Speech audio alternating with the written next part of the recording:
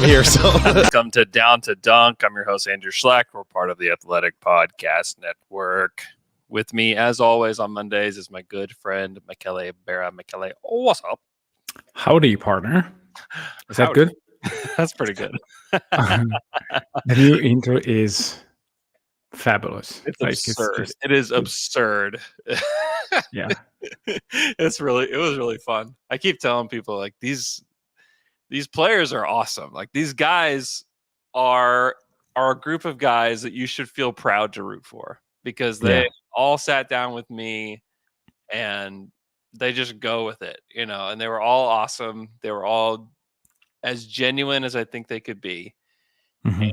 And they're very good guys, like guys that you can certainly get behind and feel proud to get behind. So, and sometimes you reveal that with cowboy hats and questions about milk. Yeah. Yeah, it was insane. The best comment was Josh Giddey asking, "Are you eating them together? Like, Are these together? what are you doing? What country is this?" So good. So funny. Something else that was good to, was the Thunder against the Charlotte Hornets. Yesterday, they lost 115 to 117 with a furious fourth quarter comeback from the third stringers, basically. Actually a pretty fun game to watch. When you see the report that it's like starting lineup is out, Kenrich is out, Joe is out, Poku's out, you're like, man, what else are we going to take off the table here? But then you realize that, boy, from top to bottom, this roster is just really fun. Like, there's just a lot of players that I'm intrigued to watch. And so when I started watching the game yesterday, I'm thinking, oh, all of these like DHOs between Micic and J. Will is like, oh, this is kind of fun. Like, this is kind of awesome, because they just move the ball in a way, like they just continue to play like the Thunder, And so like Micic, and I can't tell you how impressed I was with J. Will yesterday. He moves the ball, takes the right kinds of shots. He's playing pretty physical. He had 18 points, 9 boards, 3 assists. He had a block. He actually had a block. I mean, shot 2 of 4 from 3, was taking the wide open threes and, passing other people open for open threes. I mean, he's going to fit in with this group as we saw last year, like pretty seamlessly, but he just looks better. Yeah, he looks better. He looks stronger to me. Yeah. There is definitely a scouting report on him, because players are not driving through him, like they are doing different stuff. So the fact that he can take charges and will take charges, it's something that everybody knows right now. There were some moments. I mean, if you look at the box score, he had 3 assists, whereas Jerry had 5. Yeah, I would actually have bet with you the opposite, and by a substantial margin. And maybe this is just me observing in a bad way, but his ball movement is a different level. Those are different kind of passes. There was one to, I think, Kaysen. It was just a beauty, like just a bounce pass, perfect to pass him open for a very easy layup. I mean, he has some juice.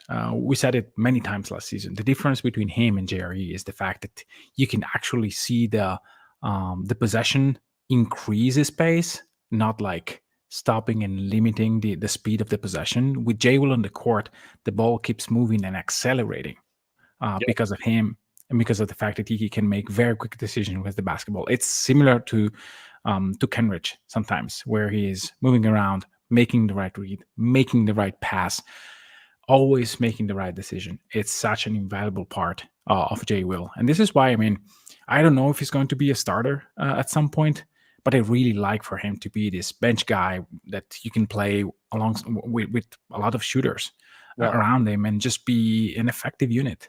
I mean, I was really impressed. I was impressed also with Vasa, to be honest with you. Mm-hmm. I was too. I really just love his pace. Vasa's pace. He's just a fun player that I think, with the right kinds of weapons around him, he's going to really thrive. Like, when he can have Isaiah Joe out there with him consistently, I think it's going to be really good for him. I'd love to see him play with Chet as a pick and roll partner too, because he really just knows how to find little seams here and there. I'm so excited about this team. Like full force, this team, there's just a lot of options. There's a lot of questions still with the team, but there's just like a lot of solid options. Like the starting lineup is obviously very good. Jay Will is emerging as a guy that I just want out there on the court. If he comes off the bench as your third big, you're feeling great about that. Same with Wiggins. Like I just feel good about Aaron Wiggins and the kind of player that he is. He's just solid. Casey Wallace only played 8 minutes. He has a strained toe. I see. But he looks good out there. I mean, he knows how to play. I mean, that's the thing about all these guys. And you say it like, obviously, if you get to the NBA, you know how to play basketball, you know? But yes and no. What I mean is they know how to play with these guys. Like it's not just, hey, I'm spotting up, create some action that gets me an open shot. No, he's moving and cutting and knows how to find seams himself where he's getting uncontested layups. You know, those are the kinds of things that I think guys will thrive. That's what allowed J-Dub to thrive early on last season, was that he just knew how to move. And he knew that Shea and Giddey were going to find him if he moved. And that's how he had so many dunks. A lot of times he would have these uncontested, just ferocious dunks because he knew how to find seams within the offense. And I can see the same thing happen with Kaysen, where I just think that those guys are going to find him. And now that there's more passing weapons, I think Jay Will's a stronger passer now than he was. Not that he was bad or anything. He looks like a stronger passer to me. Micic is a strong passer. I think even Jang showed a lot of vision yesterday. We need to talk about Jang in an extensive way, I guess.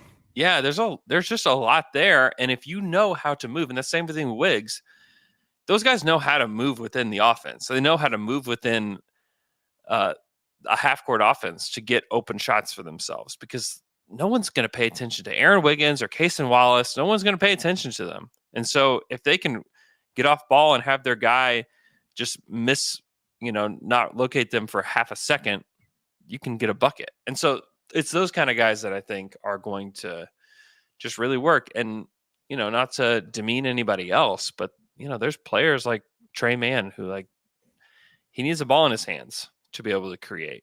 It doesn't necessarily fit within the flow of what they're trying to do, but you can just see the little things in Kaysen and Wiggs that are going to allow them to, like, you just plug them in. You plug them in, they're going to figure it out. They're not necessarily a particular position. I think you can plug them into almost any roster construction that you want to put out there, any lineup construction you want to put out there, and they're going to thrive.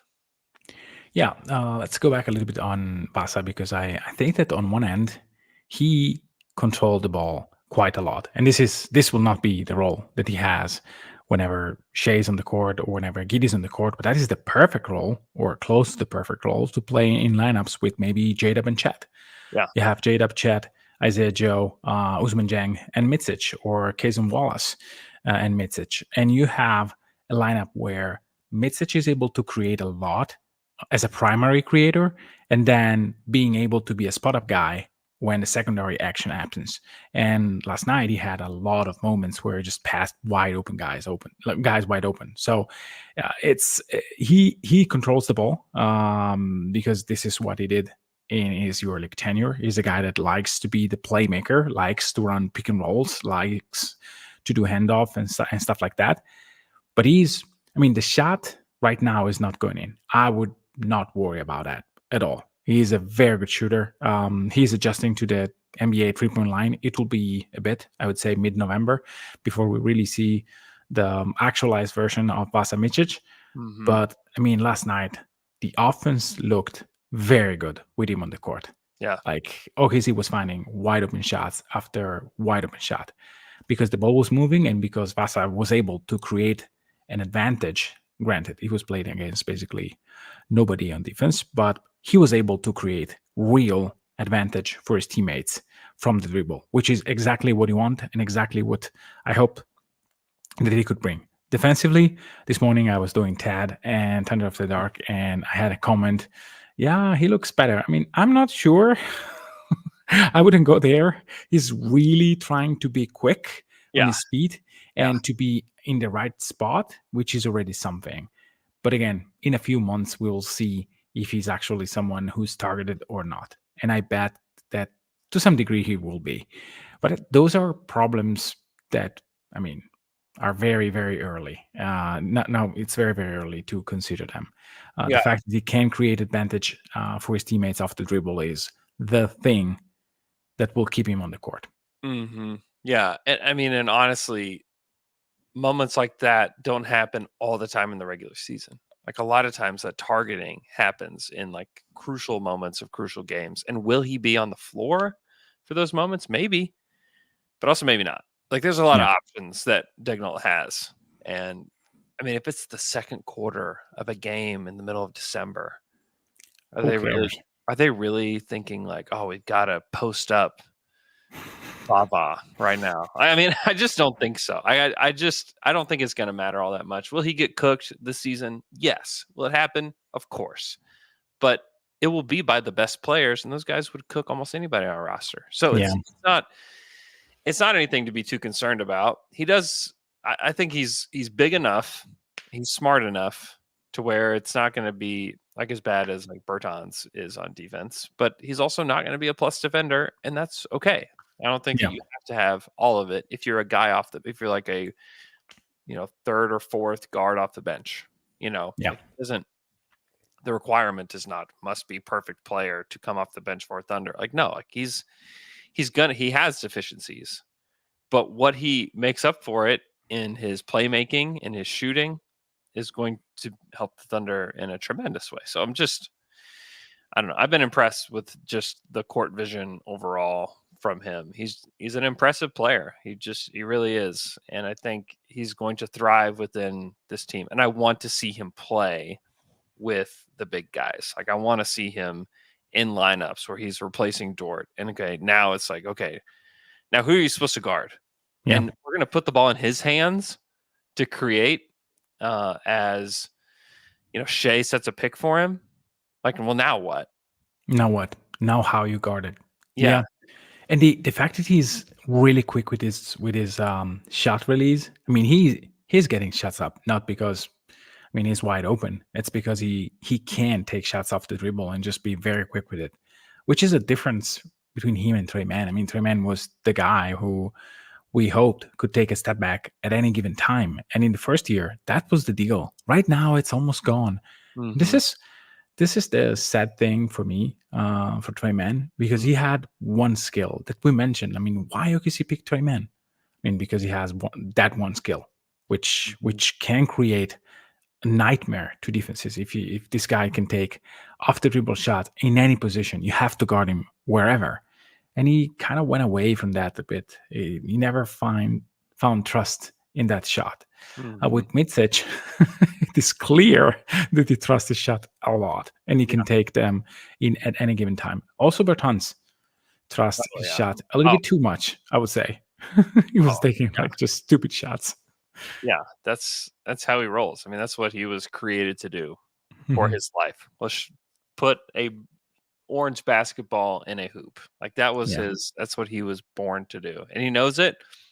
And to his credit, like he's made a lot of money doing it. He also has a interesting refusal to do much of anything else. So yeah, he's going to be a weapon for this team. And I know people got really excited about him after the first game, but he's a weapon that you use not every single game. He's going to be used, from time to time. There may be long stretches in the season where they use him a lot. There also may be long stretches in the season where they don't use him hardly at all. That's just going to be the nature of Bertans. And it's a cool thing to have on your bench just to throw out there is a really big target that can shoot the basketball. Like cool. But also they have so many other interesting pieces, including Ousmane Dieng, who I think you can see him starting to figure it out. He still has a ways to go. And it's going to require more patience on the part of the fan base, I think, to get him to the optimal version of himself. But also he's finding ways to contribute in the meantime as well, with his vision, with his defense. He, there was that game against Indiana at Summer League Mhm. where he was just aggressive as a creator with the basketball. And we haven't really seen that happen. He's been, I would say, opportunistic. Mhm. And because there were just times yesterday when I was watching and he would be in like post position near the hoop with a smaller player on him and he would dribble it out, and not look to score. Yeah. And part of me is like, okay, I would like to see what he can do in that situation because was bigger than who was guarding him and could have had an advantage, but he's really like looking for the best shots for himself and for his team. And so you can't really fault him as a young player for that. Um, but he's doing a lot of little things that I think will just get him minutes. I think he'll get minutes off the bench in a lot of different situations where I think primarily he's going to just be a wing. I'm not Yeah. sure that he can really be like a power forward necessarily, or a big. He's tall and he's got a lot of length, but he's not. If you put him at a big position, I think that you're setting him up for failure. You rather put Kenny Hustle down there. You'd rather put a lot of guys down there as like your lone big than Jang, even though he's taller than all those guys. I don't know. I think he's just a giant wing, which is pretty cool to have. Yeah, I also think that there is a lot of room for him to try and fail this season as a big man. I would I would not shy away from that possibility if I was the coach. I mean, just try. Take Jade up, take Chet with him on the court, and just try him out a few minutes on the opponent's floor and see on the court what kind of space can he occupy, if he can attack that guy off the dribble or not. I mean, I think that he gives you a base level of confidence that is high enough where you think, okay, he can stay on the court for 25 minutes and I will be okay. Mm-hmm. The fact that he is willing to take shots and seems to be better at it than last season, that is a very good thing for him, because if he shots like 26%, no matter how little you screw up in other stuff, you will not be on the court for very long.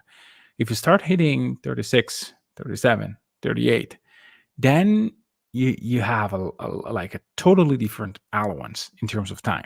You can play 25 minutes on any given night because you are a decent enough player in terms of efficiency.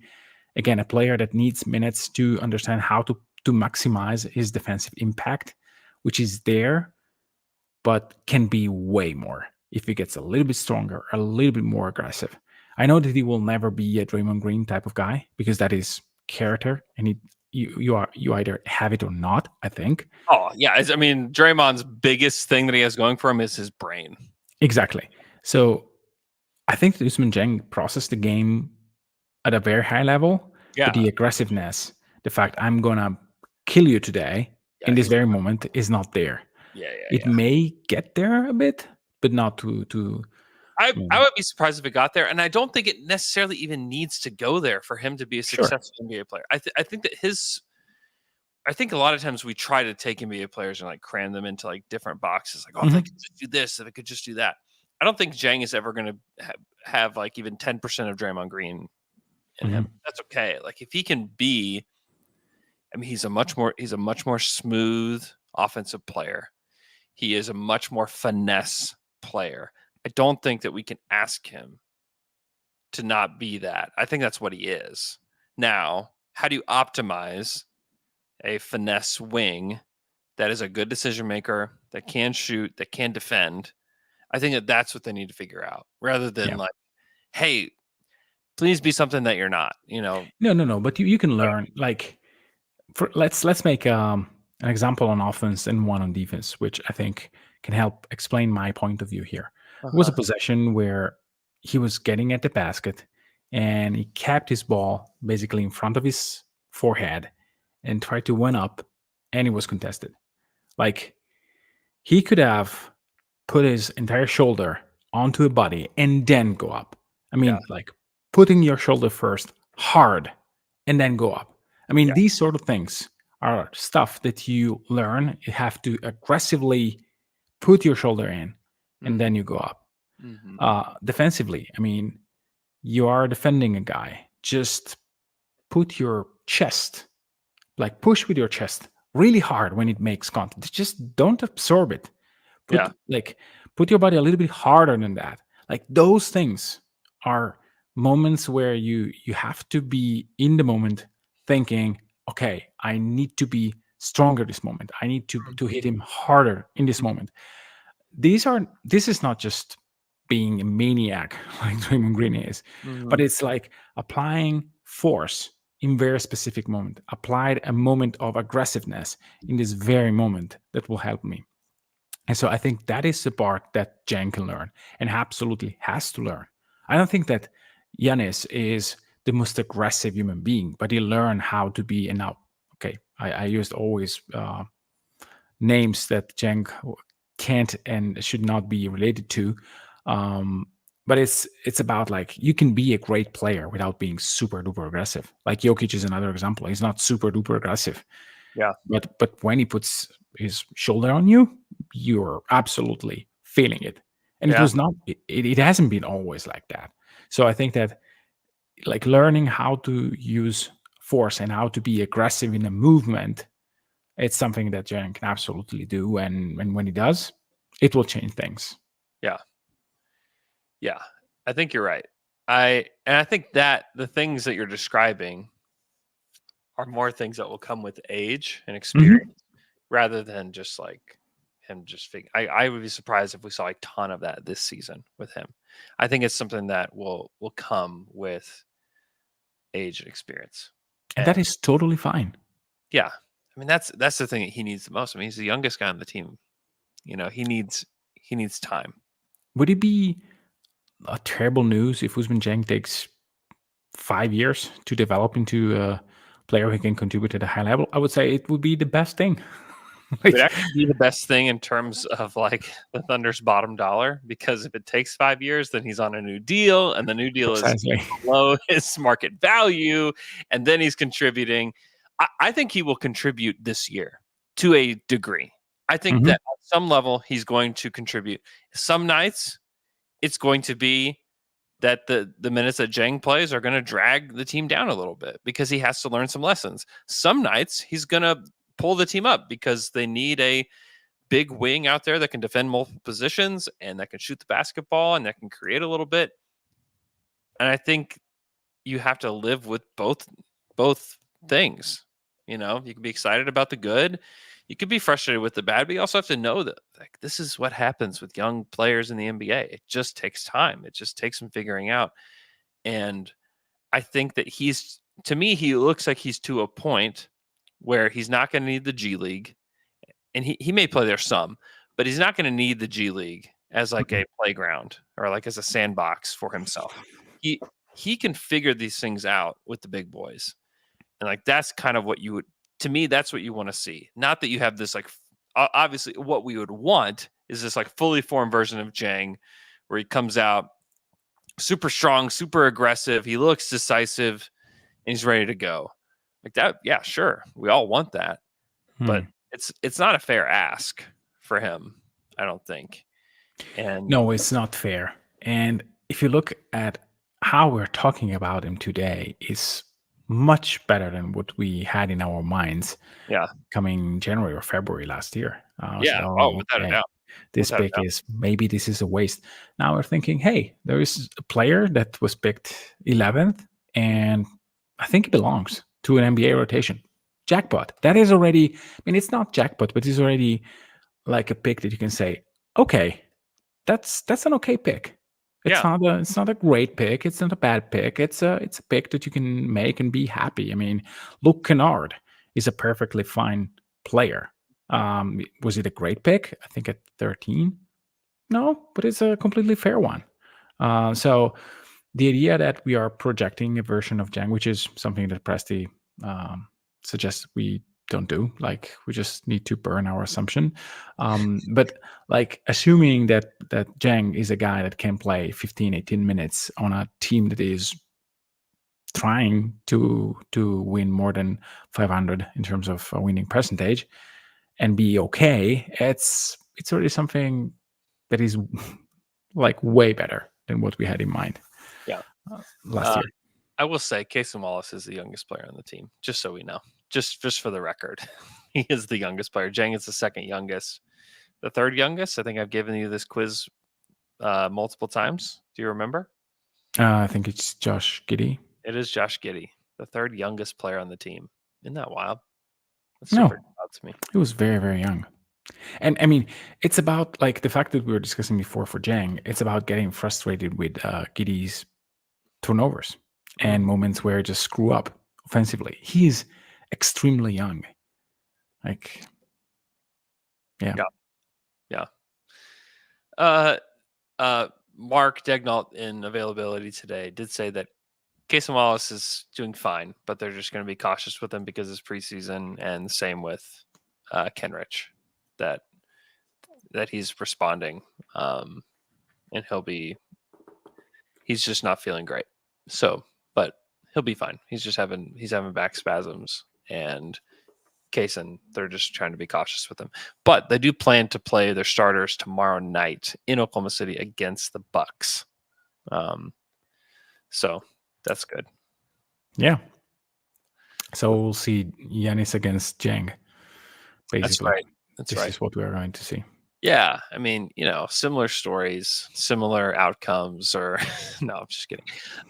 Yeah, I think it'll be interesting to see this group play. And I specifically want to see this group play with Vasa a little bit more and just see what he can do with them. I'd love to see more mixing and matching. If he could be the first one off the bench and just kind of for whoever, I just want to see him in like a Chet pick and roll situation a little bit more and see what that looks like. It looks great. It will look awesome. I mean, clearly it's going to be amazing.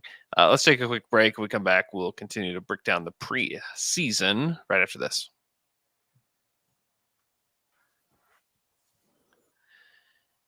And we're back after that quick break. Before we get into preseason talk, let's talk about Down to Dunk Night, November 14th. The Thunder play a very meaningful game, actually, against the San Antonio Spurs in Oklahoma City. And we are doing Down to Dunk Night, which means you can buy tickets through our link. It is on our Down to Dunk Twitter profile. I'm actually going to go find it and retweet it again to bump it back to the top. You don't want to miss this. I know you all want to be at this game. This is a game that you definitely want to attend.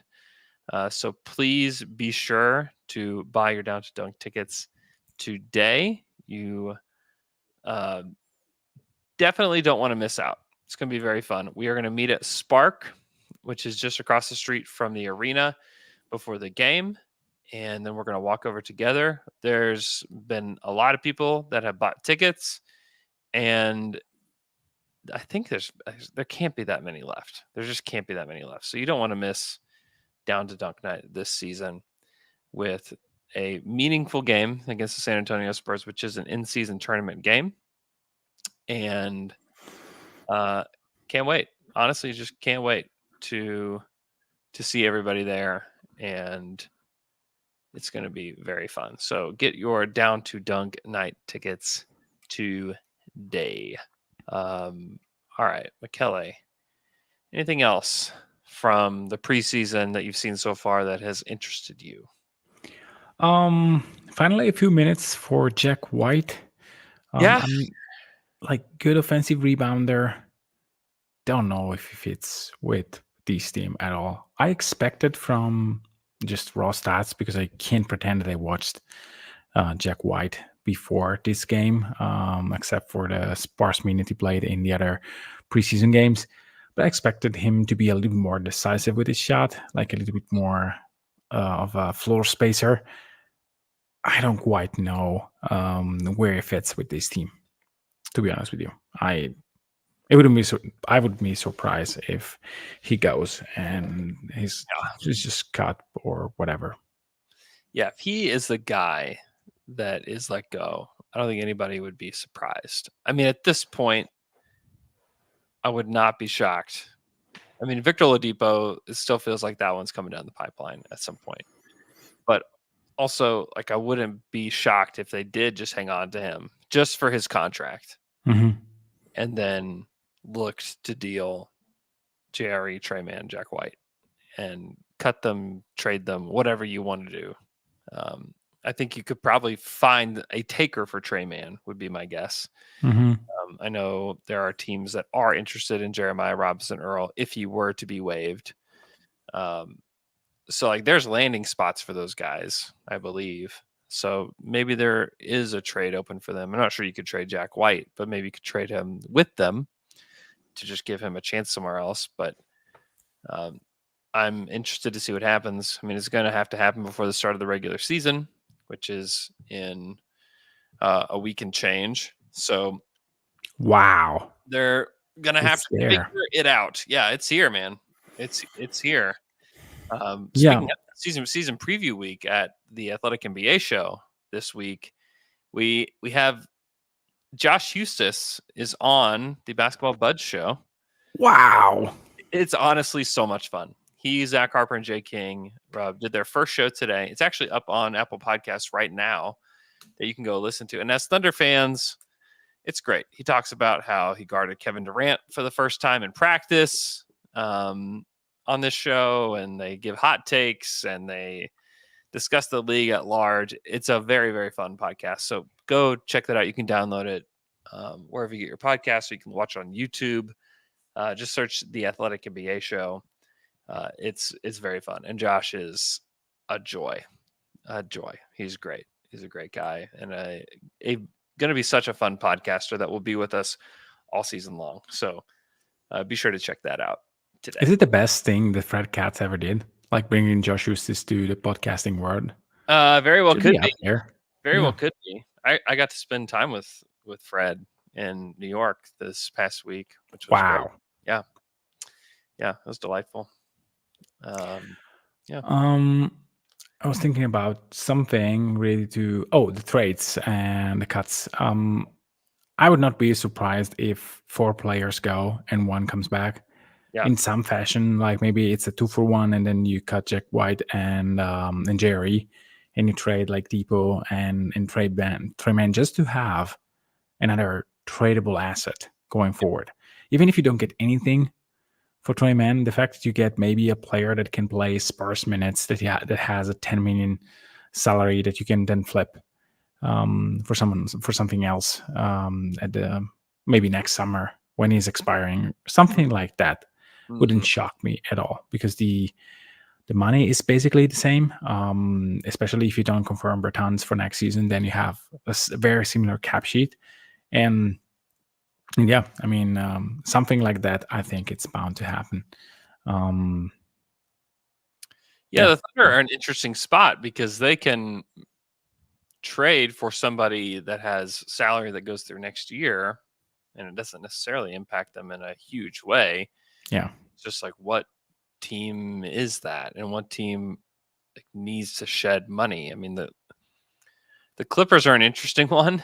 The Thunder already have all their stuff, and also they have the richest owner in the league. So like maybe they're not necessarily looking to trade somebody, but they also just have a ton of expirings is the other deal with them. Like Marcus Morris is expiring, Batum, Covington, they're all expiring. And then the guys that aren't, like Zubats is 10 million. That's really cheap for what he provides. Yeah. There's not necessarily a good match there. The Warriors have, I believe they have the highest payroll in the league, but is there anybody that they would even want to trade? I don't think so. Milwaukee, I mean, these are all contenders. Miami, the Thunder have already traded with Miami and gotten a guy from them. Denver, Dallas, Cleveland, Minnesota. Minnesota's in such a weird spot. Let's see if there's anything that can be done between the Thunder and Minnesota, because they're in a spot where they are gonna need to cut some salary because they're not going to be able to keep their team together. They just have their payroll's too high. They have to pay Ant Edwards still. That hadn't even started yet. McDaniel's deal is coming up, Hey, and thank God they paid Naz Reid. they paid Nas Reed. They paid Nikhil Alexander-Walker, who's going to make $15 million a year for 2 years.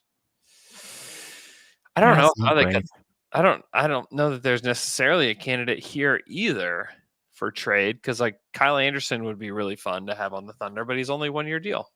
Yeah, and it doesn't make any sense for them to trade now Nikhil Alexander-Walker to the Thunder.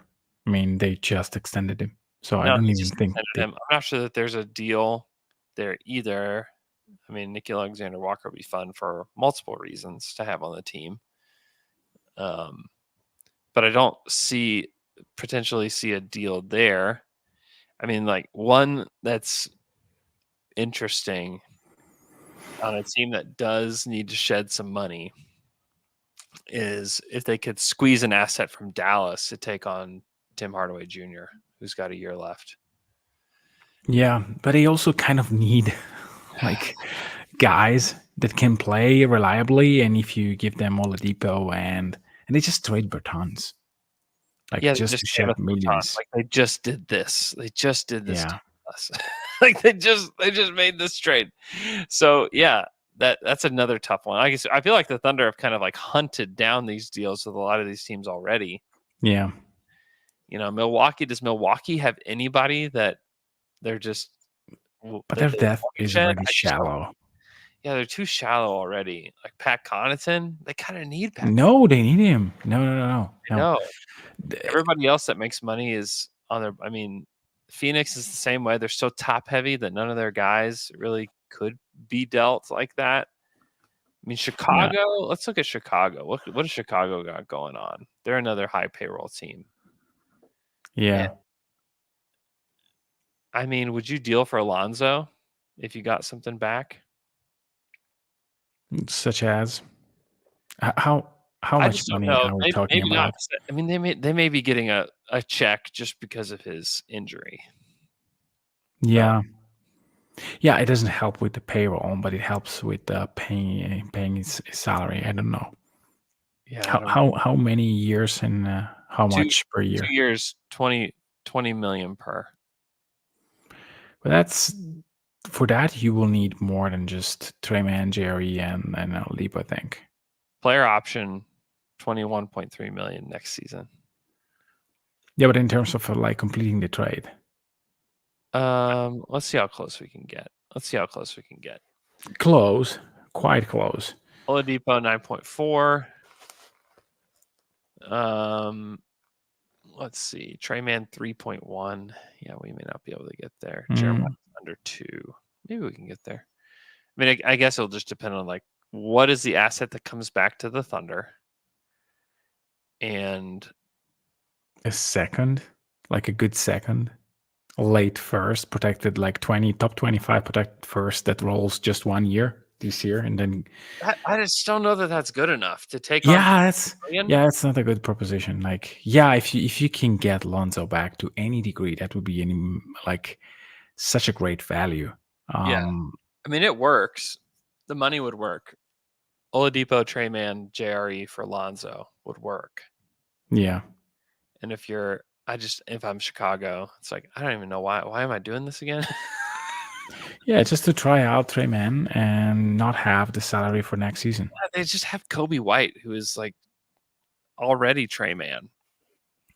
Yeah. Atlanta? Nothing with Atlanta? That makes sense. I mean, Capella. Yeah, but yeah. Capella makes 20 for the next 6 seasons. You wouldn't do that. No. Bogdan Bogdanovic makes 18.7. They need him. He's a good player. You need to give an asset to them if you want to complete this trade, which is Patty Mills has already been on the Thunder. Get our boy Kobe Buffkin. Yeah, I mean, I don't see anything there either. I mean, it's really just going to take for the Oladipo deal to take place. You need a team that needs to get off of money or next season, basically. Yeah, they just want to clear their cap sheet and they want to get a deal. What about Daniel Gafford from the Wizards. You have any interest in Daniel Gafford from the Wizards? No. He's got 3 years left on his deal. Wow. Oh no. That is that thing. I'm Yeah. not going to touch it. Yeah, I don't have a lot of interest in him either. The What Lakers are about Gordon Hayward? Yeah. Let's see what kind of trouble the Charlotte Hornets. I mean, the Charlotte Hornets payroll is really low. Yeah, they don't care. It's just 1 year, right? I mean, let's see what he's got left. Yeah, he's expiring. So it really doesn't really move the needle either way. That's an interesting one. I mean, the question is, how do you get to 31? Yeah, with Bertans. Yeah, Bertans and Oladipo. Like Bertans and Oladipo. And Trey Mann. And Trey Mann. Bertans, Oladipo, Trey Mann for Gordon Hayward's expiring deal. I mean, like, I would do that. Like, straight up, I would do it. Just because, like, it raises your ceiling for a year. You know that Gordon Hayward's not going to play every game. No. I just don't know if you're the Hornets, why you would necessarily do that. No, you would need incentives to do that. They would have. I mean, and then if you're the Thunder, it's like, we're not incentivizing you. Like, we're not doing. I mean, that's where I just think you come to like the place where you're like, yeah, you're cutting guys here and there. The rest of Gordon Hayward's deal just to see what's going on there, where you bring him off the bench, but then like you're talking about sacrificing minutes for guys like Jang. Yeah, he basically plays the same position as Jang. Yeah, and so it's like this trade-off of, would you rather have Hayward for the rest of this year just to see what your team can do, or no, you wouldn't. No, I would not, and I don't think that it will be very conclusive to having a successful postseason. I mean, Gordon Hayward is too fragile as a player to make a move for him. So I don't think so. Yeah, I mean, I wouldn't mind it, but it's not.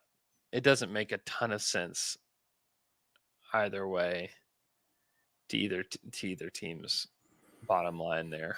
I'm trying to see who else. Just like Boston's payroll is just gonna continue to balloon.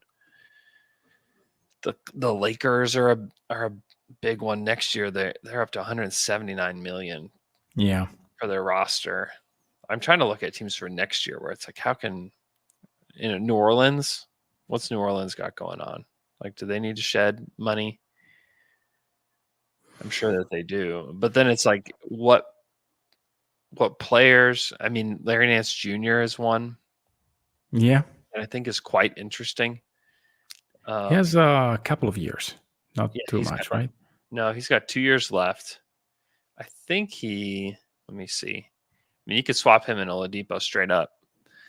Yeah, he makes 11.2 next year. So you could trade. You could say like, hey, give me a good second and you can swap Nance and Oladipo, or you could do Oladipo and Trey Mann for Nance. I like Larry Nance. I think he can play. I think he could specifically play for this Thunder team. Yeah. He's hurt all the time. I mean, all the time. He can play 30 games, 40 games, so because he will not be worried about that. And that is a way to just, you take Oladipo, Jerry, Trey Mann, and White, and you keep just whatever comes back from New Orleans. And that's it. And you got all the rest. You ask them whatever they want among these 4 players. Oladipo needs to be there. And to be honest, like, for New Orleans, having the possibility to have Oladipo in some sort of form in the I don't know, after All-Star break, maybe more enticing than having a power forward that, I don't know if he can really play with Zion, and I don't know. Yeah, I mean, that's an interesting. That's probably the most realistic, interesting one that I've seen so far. That I think you could truly ask for an asset back because it sheds payroll for next year for them. Mm-hmm. And then if you're the Thunder, it's like, whatever. We got a nice, mid-tier pick for taking on Larry Nance's contract, and you're not worried about payroll right now at all if you're the Thunder. So, and he's just like a vet that I think could help and in different spots. Like I think he could be a better version of what Saric was last year. Mm-hmm. So I think that's at least interesting. I was looking at the Lakers too. The Lakers just have an insanely high payroll. That's because they're paying LeBron and Anthony Davis $90 million on their own. But like they're paying. I mean, they paid D'Angelo Russell. He's got 2 years on his deal. Rui Hachimura's got 3 years. Like that, they kind of need those guys. And then like the only other guys that make money are Austin Reeves and Gabe Vincent.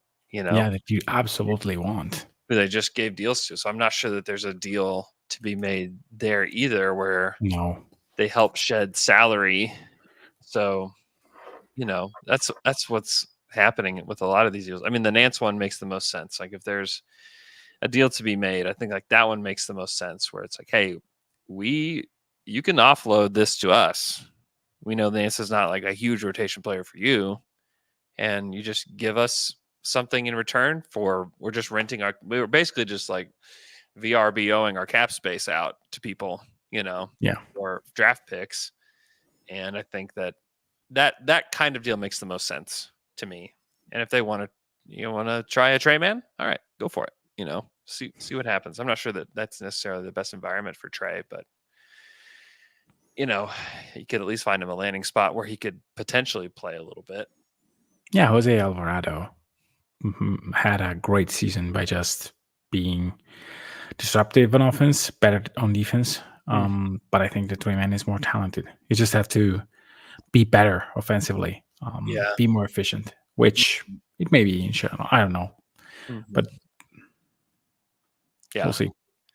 Yeah. Something is going to happen, inevitably. Going to happen. Yeah, it has to. Thunder team, just because it has to. So it'll be interesting to see. All right. Anything else before we go, Michele? Yeah, can't wait to see Chet playing again. I mean, great. Wemby gets a lot of talks. I mean, he deserves every bit of it. He deserves a lot. He's awesome. And I kind of like it. I kind of like the Chet is not on the top of the list. It's really good for him. It's really good for him because it makes him extremely pissed. Super duper pissed. Yeah, exactly. He hates it. He hates all the Wemby talk. So let's keep talking up Wemby. Let's keep going because I think that the Wemby talk is jet fuel for Chet. And you saw what happened after he headbutted him and he fell to the ground. What happened? Jet fuel for Chet. Like that's when he went into hyperdrive. Let's keep it up. I mean, I think if you're a Thunder fan, like the thing that you need to do right now is like start your own Wemby fan site, just to continue to pump this guy up so that Chet feels a little slighted here. Because when Chet feels that way, it just gives him just a rocket to the moon. Chet's a very, very good player. And I think that he exists at a higher level when he's like got a chip on his shoulder, not unlike Russell Westbrook, who we saw years ago, who, got to see Derrick Rose pumped up year after year after year. And Russ is just like working in the background and eventually just like just soars above Derrick Rose. And a lot of it is not any of Derrick's doing is injuries, but